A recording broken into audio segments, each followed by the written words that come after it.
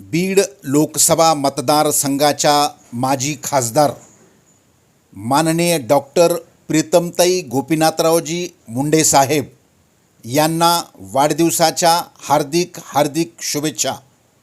शुभेच्छुक आमदार नमिताताई मुंदडा, केज विधानसभा मतदारसंघ, नगराध्यक्ष नंदकिशोर मुंदडा, नगर परिषद अंबेजोगाई, युवा नेते अक्षय मुंदडा।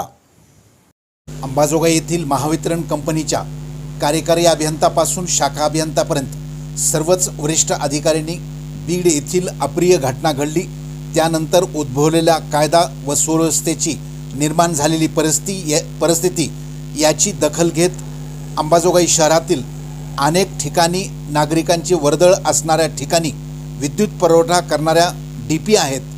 महावितरण कंपनीकडे प्रत्येक कामाची देखभाल दुरुस्तीसाठी लाईनमॅन, सुपरवायझर, शाखा अभियंते आहेत।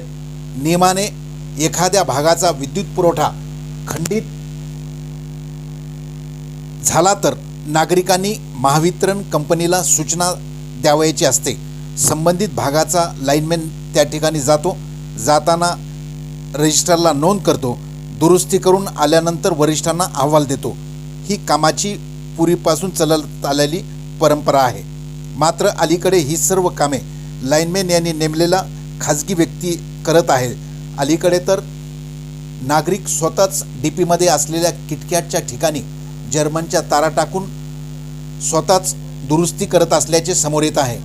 यामुळेच की काय कोण जाणे, प्रत्येक डीपी खुलीच ठेवली जात आहे। आजही अंबाजोगाई शहरात अनेक ठिकाणी उघड्या डीपी आहेत। लहान मुले खेळत गेली तर स्पर्श झाला त्यांचा बळी जाऊ शकतो। बीड येथेही असाच प्रकार घडला। प्रशासनाने दोषीवर कार्यवाही करण्याऐवजी आंदोलन करणाऱ्या कार्यकर्त्यावरच गुन्हे दाखल केल्याचे समजते। अशा अप्रिय घटना घडू नये। आपापल्या प्रभागातील खुल्या असलेल्या डीपी दुरुस्तीच्या संदर्भात संबंधित वार्डातील नगरसेवकांनी निवेदने द्यावी अशी अपेक्षा जनतेतून व्यक्त केली जात आहे। बघूया नगरसेवक काय करतात ते।